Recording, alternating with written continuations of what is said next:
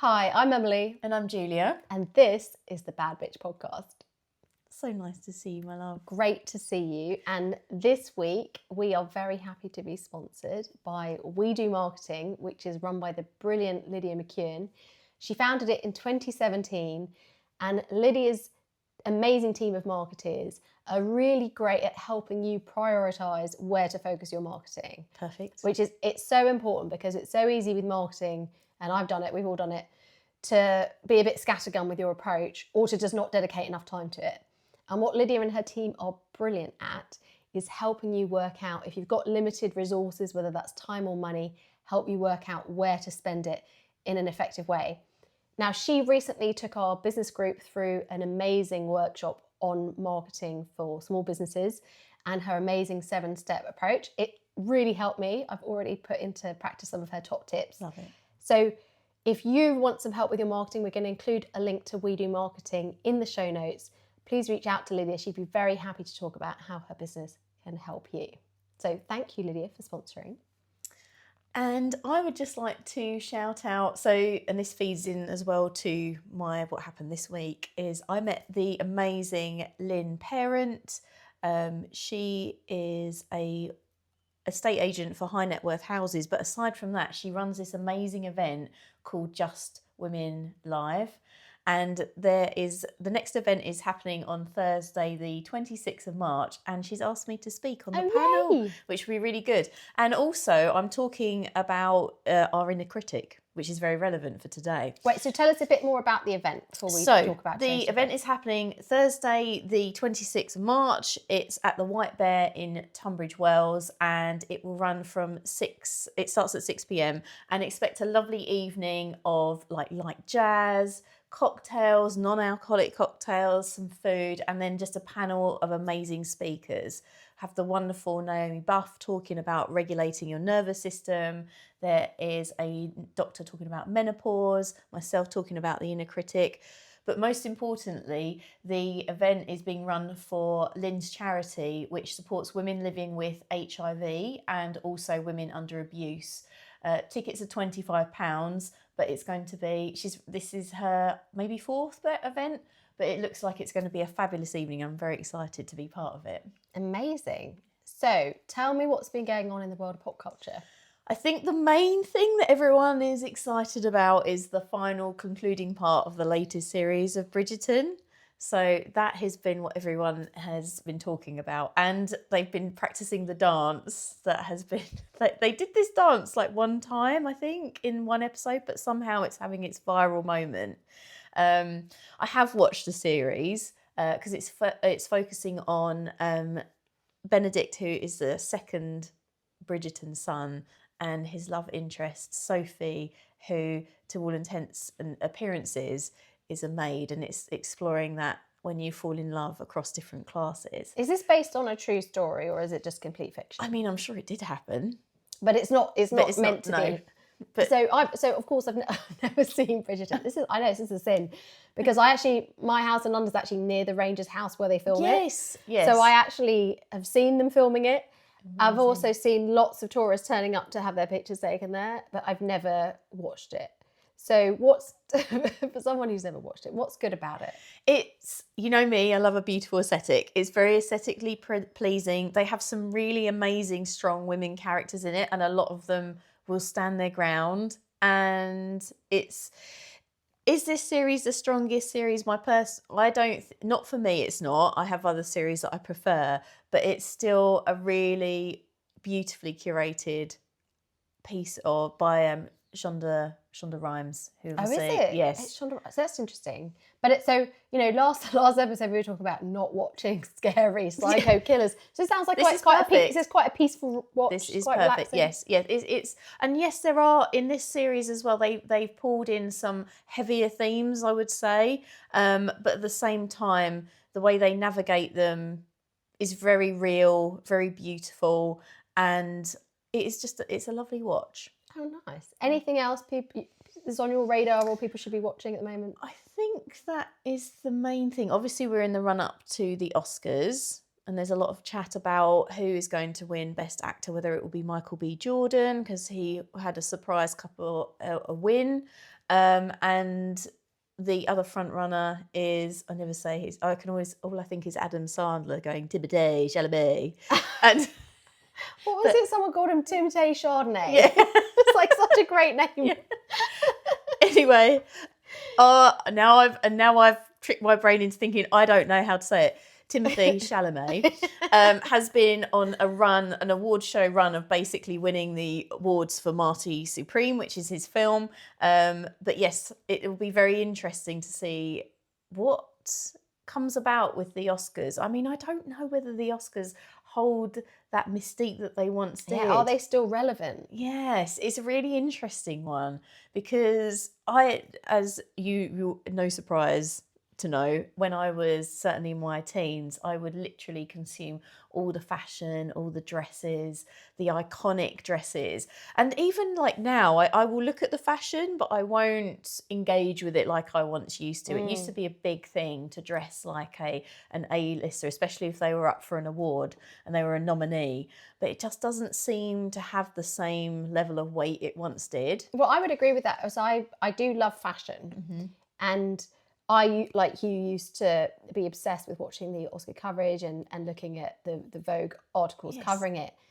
I feel like red carpet fashion's lost its way a bit. Yeah. And there's just something about it that isn't connecting with audiences in the same way that maybe street style influencers are, or just other ways of self-expression. For some reason, it's become really disconnected. And I don't know if it's just the current aesthetic. It just doesn't feel very wearable. But I think that is across the board. I think a lot of people are feeling that, and they're seeing that in people not, the coverage isn't getting the same viewership. People aren't as interested in it.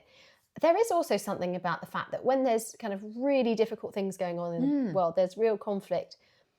A-listers dressing up in unbelievably expensive outfits, talking about their art, which I do believe there's a huge value in art and films and things, but there's something that can seem quite shallow about the whole thing. Yes. And even if they are then commenting on current affairs, they aren't experts in that. No. They are actors and actresses.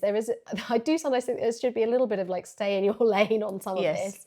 And I think maybe people are having a reaction to that as well. That's what Ricky Gervais did the time when he hosted it was the last time he hosted the Golden Globes, and he literally roasted everyone. Oh, I watched that. That was brilliant. It was very good. Absolutely brilliant. Yeah, you watched them pop culture. I did because, what I love about Ricky Gervais is, I mean, talk about authenticity. He's just going out there. You can't tell him what to do. He's just going to do it the way he wants to. He's going to burn the bridges on the way out. He's torpedoing the escape ramp. So I actually quite admire that. It was brilliant. It was very good.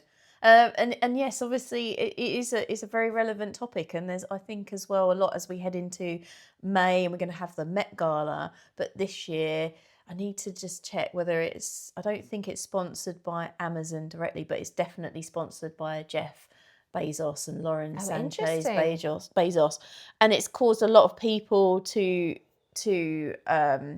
question why that they have been, because they're not someone you would typically associate with that high fashion. They're not. I mean, both of them dress terribly. So, I mean, in my opinion, yes, you wouldn't associate them with high fashion. But then also, if you look at Chloe Mao, the new editor of Vogue, I don't consider her aesthetic particularly fashionable either.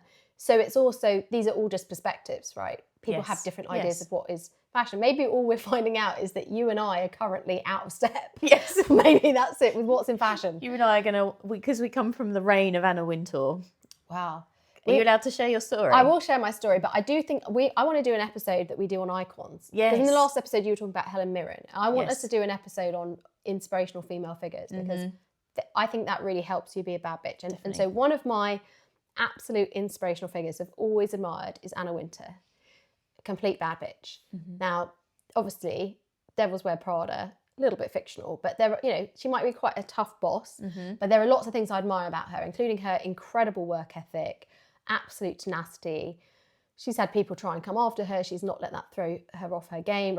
She's very clear on her values and lives according to them. There's a lot I admire there. And so I was always a big fan. And I used to be someone who was subscribed to Vogue, would read it relentlessly, receive it every month. Me too. Big fan. And so I also am someone who loves the theatre, and I used to be a young patron at the National Theatre, and so I managed to get these very, very good tickets to see Network, which was Bryan Cranston in this absolutely could not get tickets for love nor money play that was absolutely brilliant. It was about a broadcaster having a meltdown. It's actually a very brilliant piece of art in itself. And somehow, and I still don't quite know how, I ended up with better tickets than Anna Wintour. So I had the best seats in the house.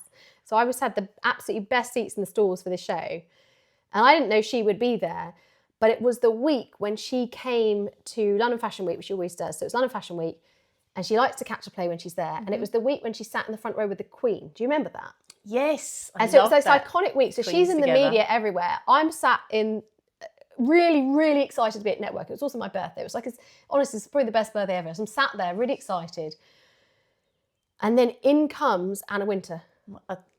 The crying of Helen Mirren from last week. Yeah. And she sits 2 seats away from me. So not quite the best seats, but that's because she likes to make a quick exit. And she sat with the guy who was the editor of the Evening Standard. I can't remember his name. And they just sat next to me. And I'm honestly having a bit of an internal meltdown. The person I was with didn't even know who she was. Oh my gosh. So I'm like, oh my God. Like, can you see who that is? They were completely none the wiser. And so I said to them, I need a picture with Anna. But we can't make it look like I'm taking a picture because she's really going to disapprove. So I'm going to try and make it look like I'm taking a picture of you at the theatre, but I'm going to be taking a selfie of me. So I'm trying to make it look like I take a picture of the person I'm with, but I'm really taking a selfie of me with Anna Wintour in the picture. So I take these pictures, and it's not to like check them later when I get home. I realise she has spotted what I'm doing, and she's actually scowling at me. So it's even more iconic. I have a selfie of Anna Wintour scowling at me, taking a selfie, because to be honest, it's a bit rude. You're in the theatre, and living in London, I have seen famous people all over the place in almost tons of restaurants, loads of amazing stars, and I always think they're out on their private time. Don't bother them. So I've never done this normally. Unless someone's there on a public appearance, I'll go and talk to them. But otherwise, I'll leave them alone. But I just, it's Anna Wintour. I couldn't not. So I take this picture. And then in the break, I go to the bathroom. And she's literally stood in front of me in the queue to the loo. So her famous bob is like that far, is like 8 inches from my face. Also great, she queued. Well, no, there's a different bathroom. She wasn't in the regular bathroom. I just happened to know where this bathroom was. So there's but it's in a queue. Yeah. It's in a queue for a special bathroom. And I'm just stood behind her, and her hair is the most perfect hair you've ever seen. She was wearing this unbelievable coat, Prada boots, her typical outfit. She looked absolutely impeccable. She's very elegant. Mm-hmm. She definitely gives off a vibe of don't chat to me. So obviously I didn't strike up a conversation with her in the bathroom. And also, obviously, I'd taken that selfie, so she might not have been a fan. She smelled divine. What did she smell like? It was quite a strong floral. Yeah. Absolutely smelled heavenly, looked impeccable, and just an amazing experience. So I apologise to Anna for taking that selfie with her. But when you see someone who is such an icon and who you really held in high regard, I kind of couldn't not capture it. Yes. Oh, I love that story. Yeah, you're a pop culture moment. Oh my God, I did have one, but that was many years ago. Many years ago. So what have I been up to? Not hanging out with Anna Wintour. I have been up in London running some management training for some younger managers. I love my job, and I love working with businesses that invest in their people, because a lot of people get made into managers, but they're not given any training or help in how to be good at it. They're just good at their job, and then they get promoted. I see this a lot. I do see this a lot, and then I feel like it's very tough for them, because it's like they've gone from almost being the best to being like that fish out of water, like you say, and they're not given any skills to handle it. So it was really great. A lot of experience, but also new managers really talking about how to have effective one-to-one conversations. So I love that part of my job. Really great group. And then also, I am a nutritional therapist, and we obviously have to keep developing ourselves. And so this week I also attended a conference from the British Association of Nutritional Therapists, a full-day conference on GLP-1 weight loss.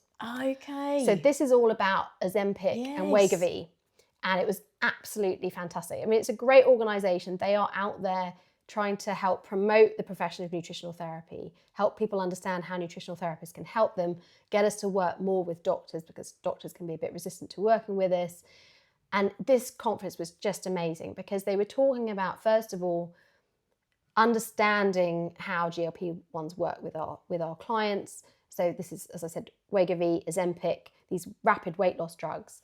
So understanding the impacts on the body, both short-term and long-term. But also, it can be really hard when you're on these medications to eat normally because your appetite is so suppressed. And so you might eat very little and lose a lot of weight, but then you're not getting the macro and micronutrients that you need. So they were teaching us how we can work with our clients to eat healthily alongside taking those drugs. Okay. And then, of course, they were talking about the natural alternatives because what these drugs do is they really, really reduce our natural appetite for food, but they also work on the reward parts of the brain, the dopaminergic loops that we talk about, where you eat for comfort. A lot of the time we are eating for comfort and to feel better. But there are lots of natural ways you can deal with these things. And a lot of it is about blood sugar regulation, but also starting to understand your psychological relationship with food. So they had amazing speakers who were doing fantastic work with clients, getting similar results, but without taking the drugs. Okay. And the plus side is you don't have the horrible side effects, but these changes also work in the long run. Yes. Because one of the things we're seeing with these weight loss drugs is people take them, they lose a lot of weight, but when they come off them, 75% of those people will regain a significant amount of that weight. Lot, isn't it? Yeah, it is a lot because the effects go away, the feelings of fullness go away, the need for reward comes back. Yeah. And so we don't know what the long-term impact is of people being on these things for life. We do know that particularly women as they get older need more protein, need more minerals and nutrients for their bone structure and to avoid osteoporosis. And so if they're going on these drugs and then they're eating very little and they're not really prioritizing those nutrients, they might have long-term health effects and impacts on their hormones as well. So we, as the British Association of Nutritional Therapists, are really trying to be on the front foot of this. How can we work with clients who are taking them to keep them healthy, but also how can we really help people to have a healthy relationship with food and weight and eat for health, not for weight? Because a lot of the time we're eating because we want to look a certain way, and that is not the same as taking care of our bodies. That is really fantastic to hear. I love to hear that. It was incredible. And I think obviously in future we can do an episode on health and energy. And as a bad bitch, one of the things you need to do is take care of your body because you only get one. 100%. Yes. You get one for life. And actually, if you take care of it, particularly in 20, 30 years' time, you're going to be so grateful because you're going to be so much fitter and capable physically and mentally of doing what you want to do. Yeah. So that investment in future health as well. So not looking for the short-term fix, but looking for a long-term solution. Yeah. Love that. It was so good. Oh, I love to hear that. That's really, because I think a lot of people are starting to explore the weight loss drugs, but it's like the reason they've come to that is because they feel like they're out of options, and it's like one of their options perhaps. Well, it's either they feel like it's a last resort, or they're like it's a quick fix, or I'm just going to play around with it. But I feel like there are obviously, it's about healing that relationship with food. Well, and that relationship with yourself. Yeah. Because if you really love and care for yourself and your body, then you won't do things that are punishing. No. And things that are punishing can be going on extreme diets, can be extreme exercise, can be taking drugs to have a quick response. Now, there are lots of really good reasons to take those drugs, so I'm not against those drugs per se, but I think there are also people who are probably quite a healthy weight, or who just need to make a few tweaks to their diet to get to a healthy weight, who are going to those drugs when that, in the long run, that won't be the best thing for them. No, perfect. So we can talk about that more in future, but it was really great and really wonderful to hear from experts in this area. Perfect.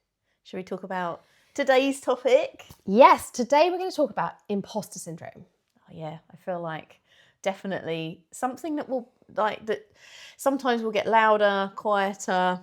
Yes. But ever present. Ever present. And I think we see it a lot with people who come to the Bad Bee Reset, that we work with lots of incredibly capable women. 1000%. Who are absolutely brilliant at what they do, but they have this self-doubt or self-questioning that holds them back. So I'm just going to start at the very beginning just to help people understand what is imposter syndrome. And then we're going to talk about why it happens, when it kicks in, what we can do about it. So the reason it's called imposter syndrome is imposter syndrome is about... Sorry if you heard that. That's my dog getting up and having a good shake.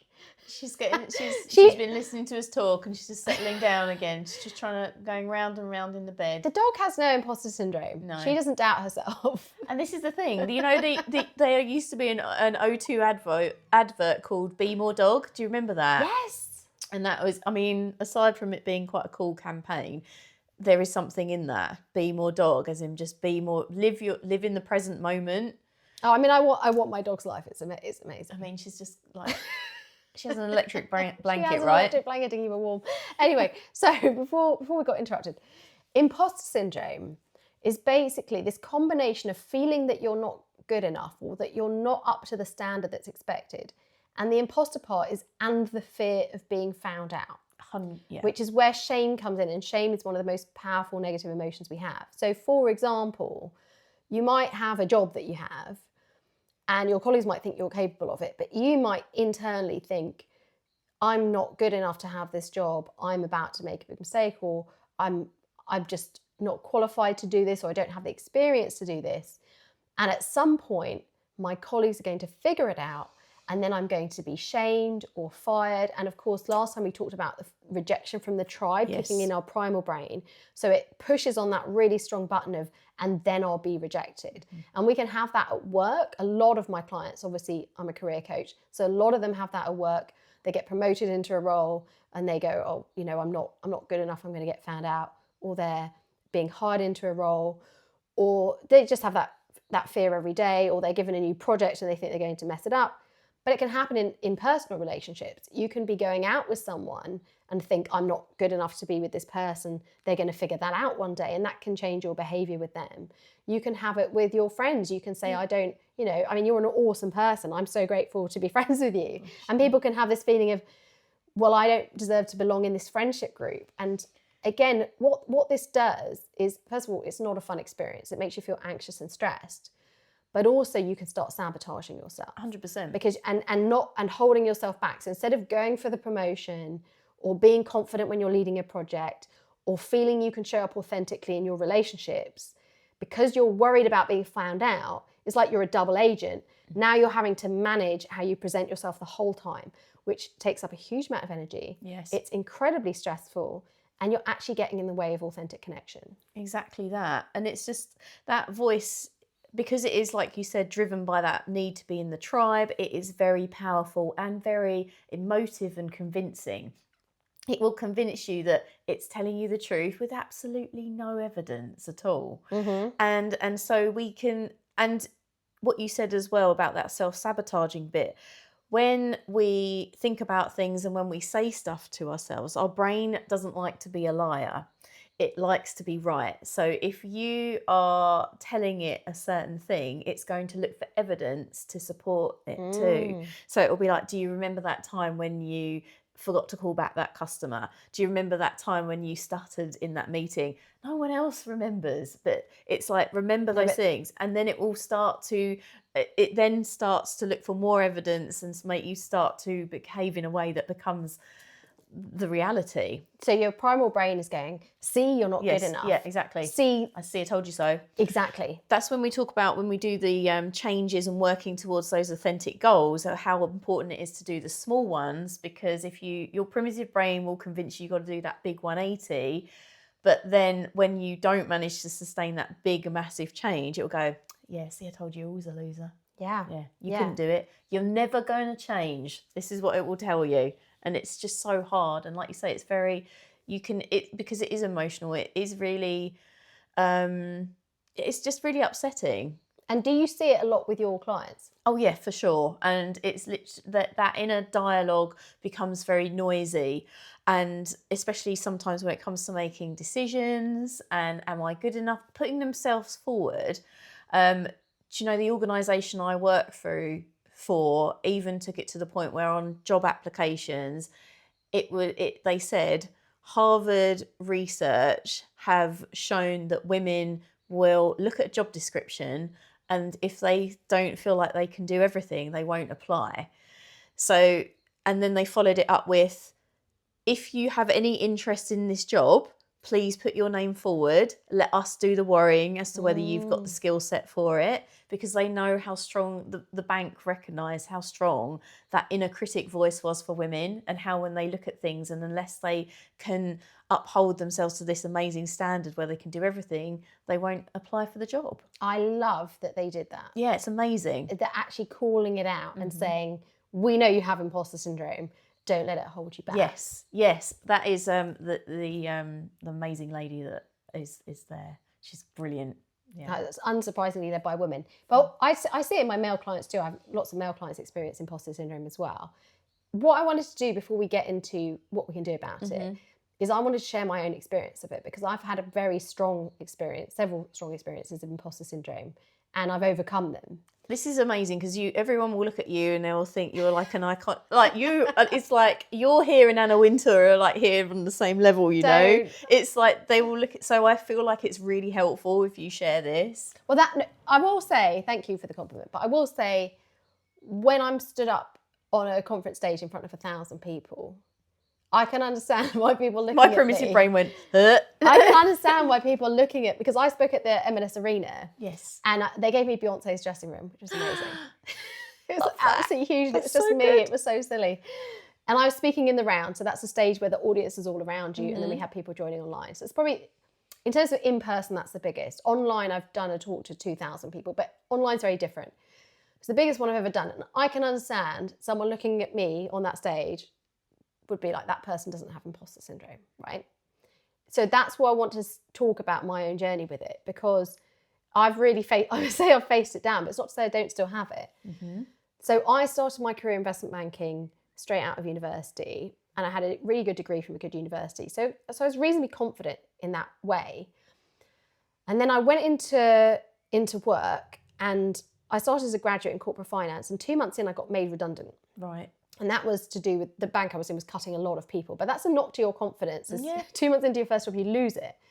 Then I managed to talk my way into another job at the same bank, and I ended up in fixed income research. And this is working with some of the brainiest people in the bank. And I loved it, because I loved working with super smart people. I was using my degree in economics. It was a fast-paced environment. There were lots of great things about it. But everybody I worked with was crazily intelligent. And my little degree that I was proud of was nothing. Everyone had a PhD, a master's. They'd all worked at the IMF or the World Bank. Wow. Right. And I'd go into meetings and I wouldn't understand half the things that were said. And we didn't have the same kind of, like, we had Google, but it wasn't as good as it is now. ChatGPT under the table. No, we didn't. We didn't have ChatGPT. I honestly had a dictionary of economic and finance terms on my desk, and I'd write these things down in a meeting and come back and look at the book and go, what does any of this mean? So I immediately had massive imposter syndrome. I thought, I've just blagged my way into this job. I shouldn't be here. I'm not qualified enough. These people are much more intelligent than me. And I was also quite an anxious person. And as we talked about on the last episode, if your overall anxiety is high, the primal brain messaging and things like imposter syndrome can be that, get amplified. Yes. So I tell you, for the first 2 years, I thought I was going to get fired every day. Honestly, I thought they're going to figure out that I don't deserve to be here. And I'm not going to get anywhere. Now, interestingly, I got promoted early. So the evidence was saying the opposite. But I just kept feeling like I didn't deserve to be there, that I wasn't good enough.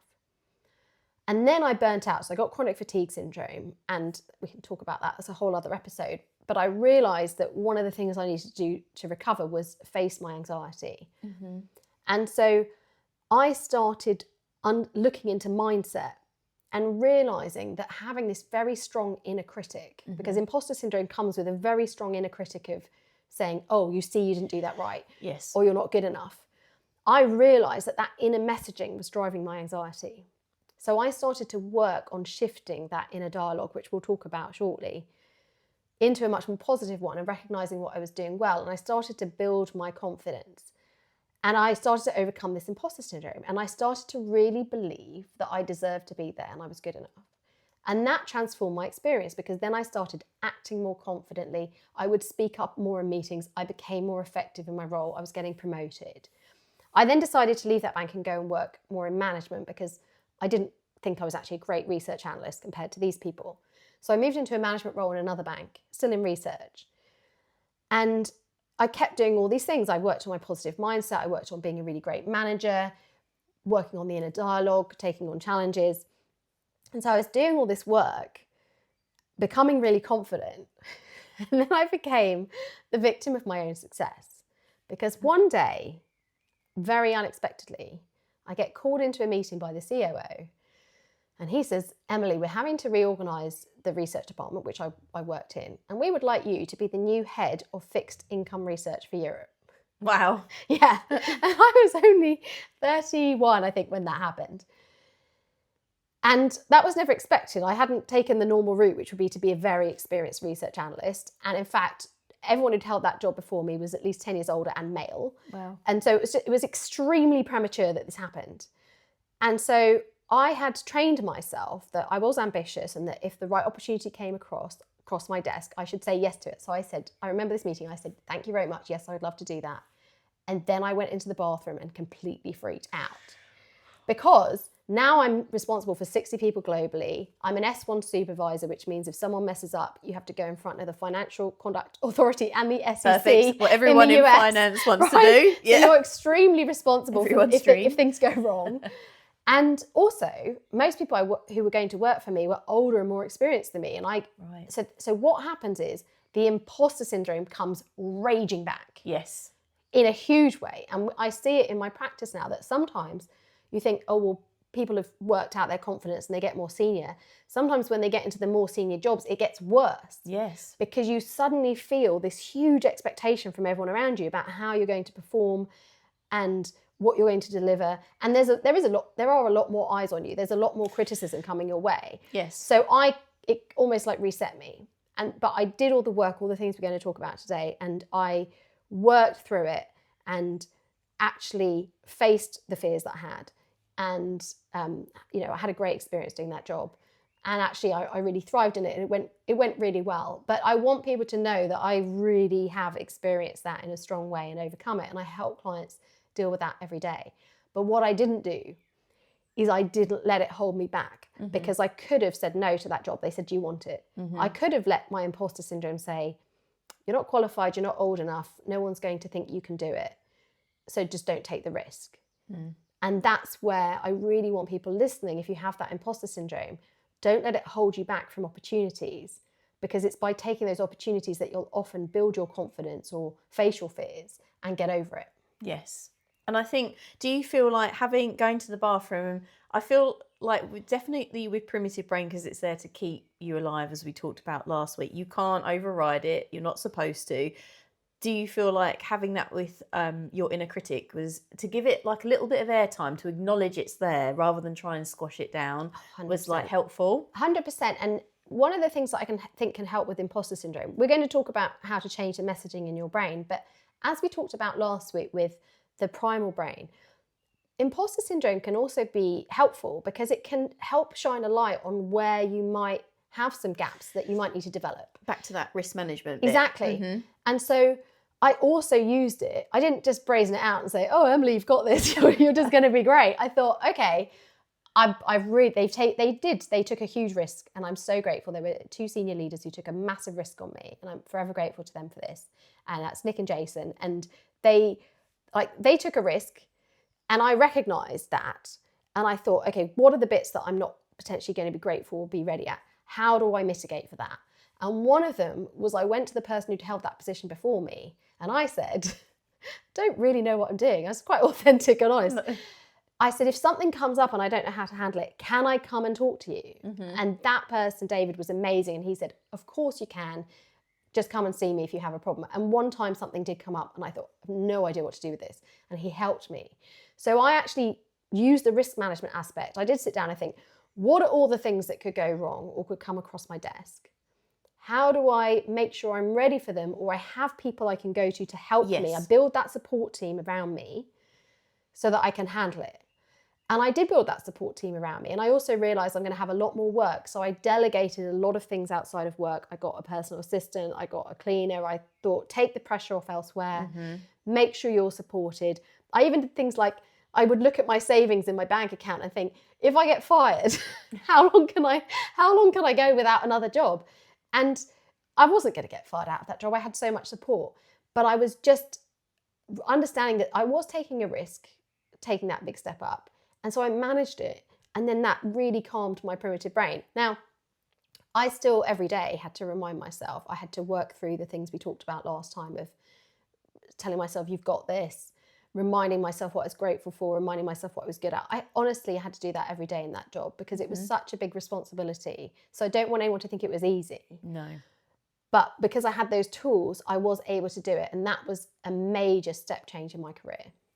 Oh, that's amazing. And like a really good, so allowing your brain that like opportunity to that inner critic to come up and have a little bit of a platform, because then you can then start going into the risk management, and then also, like you said, having your little cheerleading squad, like your safety people that because you know, if we're part of that tribe, when people put their heads on the parapet, on the chopping block, thank you. I know what you're saying. You know, when people will vote for you, that restores, it's like, oh, they actually see it in me. So therefore you can start to believe it too. So yeah, having people in your tribe that vote and support for you, and also having people that are there if you need to call on. So important. Yeah. Well, I think that leads nicely on to validation, because we do as people, we do need to be validated. Yes. And so sometimes I see my clients have imposter syndrome. They feel they're not good enough because they're not getting validated externally. They might work for bosses that aren't telling them when they do something right, they're just telling them when they do something wrong. And they might actually be amazing at their job, but their boss just isn't someone who points out when things are going well. This is actually normal for most people. So one of the things is we do all need a certain amount of external validation. So if you're not having a boss who's telling you that you're doing a good job, having friends who do. I mean, we always tell each other that we're doing a great job because we are. But having people you can hang out with. I have a WhatsApp chat with some friends where whenever we do something well at work, we share it in the chat and then we tell each other how great we are. I love that. So even if no one's doing it at work, we're doing it for each other. So I think finding a way to have people give you positive feedback. Your hype queen team. Yeah, you need that. And then but then internally validating. Yes. Because one of the reasons we can have imposter syndrome is we might have been brought up with a very critical parent or a very critical environment. So we have this very strong internal critical narrative. And that's the opposite of internal validation. That's just like waking up every day to someone saying, you're bad at your job, nobody likes you, you're going to get fired. Yeah. And we need to be more like in the Lego movie. So I have seen something. This is brilliant. You know, in the Lego movie, they have that song, Everything is Awesome. Yeah. We need to start our day with like the Everything is Awesome song. And that's internal validation. Internal validation is when you look at yourself and what you've done and how you show up and you recognize it as good. And you say, oh, I did a great job today because I did X, Y, and Z.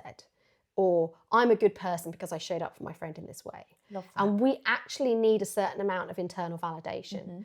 And if we don't do enough of that, we will want more external validation. We will seek it sometimes in unhealthy ways. And if we're not getting it from our boss, we'll feel it'll be much harsher than if we internally validate. And I feel like with that internal validation, because I see it with my clients when I talk to them, if I say to them, that was freaking awesome, you've done amazingly, you can see them start to get a bit uncomfortable. So, and I will recognise it and I'll say it to them, and I was like, people who love you and care for you and want to support you, want you to realise what they already see about how amazing you are. But if you find that uncomfortable and you don't feel like you can wake up in the morning and go, I'm amazing, I'm the best thing ever, I've got this. Which, by the way, isn't how we start our days. No, in case anyone thinks that is how we start our days. But it's like, even if like we're not expecting you to, when it comes to internal validation, to go straight to, oh yeah, I'm the best thing ever. It's got to be more like, do you know, even if you're like, do you know what, I did okay. All right, I did an okay job. That was a good job. And then move on. You don't just start playing around with it like that when it comes to giving yourself internal validation. I mean, I would write down, when I had tougher jobs and felt less confident, every day I'd write down 3 things I did well. Love it. And one of them could be I just got through the day without crying. You know, it's like a low benchmark. Yeah. I mean, my job didn't make me cry, but there'd be moments where you just feel so frustrated 100%. or just feel overwhelmed. Or it would be I stayed calm in a difficult conversation, or I got 3 things done on my to-do list. I started setting the bar quite low, and every day finding 3 things that I'd done well. So the first part of overcoming imposter syndrome is starting to manage that internal narrative, starting to internally validate yourself more, and starting to look for evidence Yes. that you are good enough, Because you are capable of the job. Yes, because your brain will naturally steer you into what you haven't done well. Like, for example, just even with your to-do list, if you have 10 things on it, if you do 8, your brain will go, I bet you didn't do those 2. Yeah. So writing down that positive list, very did 3 key. things. And by the way, this isn't just at work. This can be in a relationship or as a parent, right? I think women can be very tough on themselves as mothers. And you're seeing people on social media seeming to do it all. And then you might have, 2 screaming toddlers and the house is a mess. And you might just write down, everybody's still alive. Yes. Like, that's a win. That's a win for the day. There is an amazing sleep coach that I came across. Her name's Sam. I'll find her details. But her thing is, everyone's fed, no one is dead. Yes. Oh, yeah, exactly. Yeah. Like, everyone's still alive, and be grateful the way you showed up. Okay, I gave my child some affection when they are upset. I managed to, if you didn't manage to cook a meal, I managed to buy some food in a shop and put it on a plate. Just get really good at recognizing the things you did well. I gave my partner a hug when they came through the door. And we need to start looking for that positive evidence of, what did I do well at work? One of the things I see a lot is I have a lot of female clients who are senior to mid-level managers. And they're really capable, but they have a lot of imposter syndrome and they doubt themselves. And they can critique themselves. If you ask them, what could you do better? They can write books on it, right? They can write books on it. But then I say to them, okay, look at the other managers at your level. Are they all better than you? And you know what? 9 times out of 10, they can't think of a single one who's doing a better job than they are. And that can be this pivotal moment where they realise, wait a minute, I'm being really harsh on myself because I'm not perfect. Because they're holding, very capable people hold themselves these very high standards. 100%. So we see as people are very capable and become more senior, the imposter syndrome is getting worse because they're holding themselves to these higher standards. But we need to right size the standard. Look around, look at your colleagues and say, well, are they all doing a much better job? And then my clients start to go, wait a minute, no, I am doing a better job, or I am more present to my team, or I am consciously coaching them instead of problem solving. So I'm consciously developing them, or I am a bit calmer under pressure. So sometimes you do need to compare yourself a bit to start looking for the evidence and say, no, here is some evidence of how I'm doing a better job than other people in this area. Yes, and I think that's really key. And then also, something I was thinking about when you were talking is, if you're in that situation and you're finding that inner critic is starting to run away, and you're finding yourself in a situation that you can't talk yourself out of within your own remit and capability, think about someone who you respect and admire, like Anna Wintour. If she was feeling like this, what would she do? Because the practical steps are going to always be really powerful to move you from a state of feeling like overwhelmed with that imposter syndrome, taking the steps to then give you real world evidence that you can do it, because our brain loves to have that real world evidence to build our confidence. We can't create confidence from nothing. It needs to have the action to back the evidence to show us. And this is where I want us to do a future episode on people who inspire us, because you can channel someone else's energy. Although, interestingly, Anna Wintour was recently asked in an interview what she does when she gets nervous, and she said, I don't get nervous. Amazing. The thing is, even if she does, she's just going to be never going to say it. No. That's the thing about speaking it into into existence. But I do think, you can channel another. I talk to clients about developing a very confident alter ego. We sometimes give that alter ego a name, and they can sometimes channel that more. Pat, why are you laughing? I'm laughing because I'm just like, Anna Wintour is just like that. She's playing flipping psychological warfare with the interviewers. No, she's so great. But you could channel your inner Anna Wintour if she's your icon, but you can channel another character, and that's where I think for women, finding inspirational, confident women that you can follow, consume their content, listen to their stories. So you can channel that. I want to move on in a second to other strategies, but is there anything else you can recommend in terms of the inner narrative and switching from that strong inner critic that increases imposter syndrome into a more confident inner mental narrative? I think definitely taking a moment to take the breaths that we talk about and just reminding yourself, have even if you take some time to write down times where I did an awesome job, and it only needs to be like 3 examples, just so you can in that moment go, but I can do it because X, Y, and Z. Remind your brain of that real world evidence that you can do it. And just build up a book. Someone once told me that one of their friends kept a book of all their achievements in their career and just kept filling it in, and just gets more and more full, and you can flip back and go through that book and say, oh my God, look at all the things I have done, I have overcome. They used to have that at school. I used to have they used to make you do a record of achievement, which I was thinking, did you not? No. I thought it was like a national thing. But yeah, they used to make you put down like certificates, your extracurricular activities and what you did. Yeah, actually, that's pretty good actually. Oh, see, I wonder whether now, do children still have things like swimming badges and certificates? Because we would, you put those up and display those. It's a way of reminding your children of their achievements. But we don't tend to do that as grown-ups.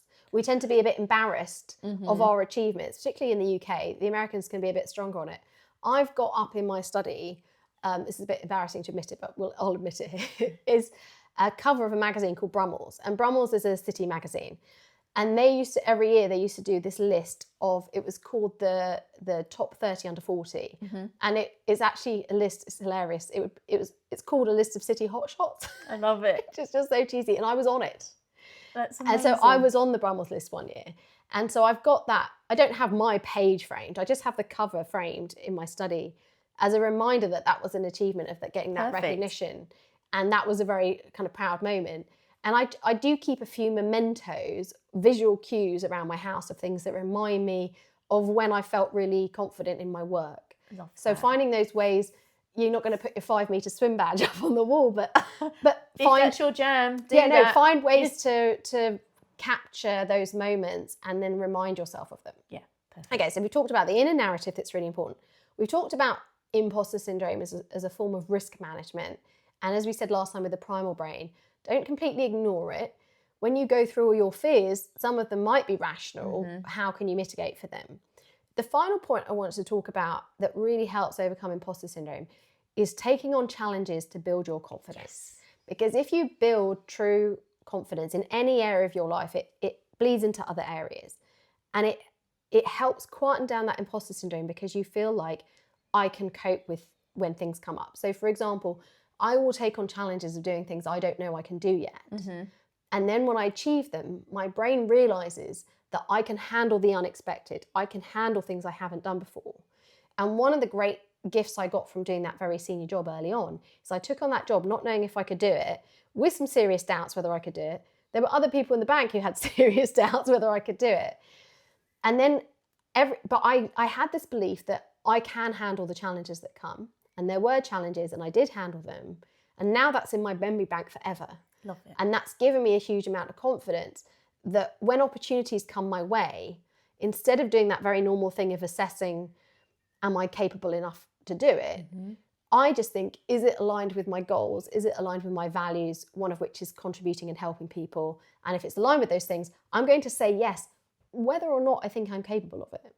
Love that. Because I've built that inner confidence that whatever it is, I will learn how to do it. Now, for future clients out there who are thinking, oh, does she take on jobs she can't do?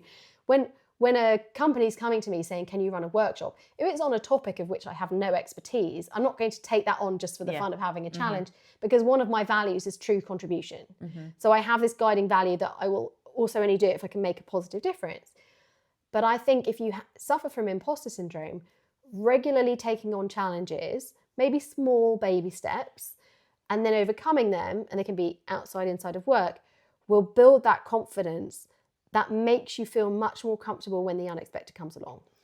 And for those of you that perhaps felt like that they were more confident in like late teens, early 20s, number one, our risk management, because of our brain development, is very different then. We don't have that same level of, oh, actually, I need to reassess and try and work out every nuance of what might go wrong.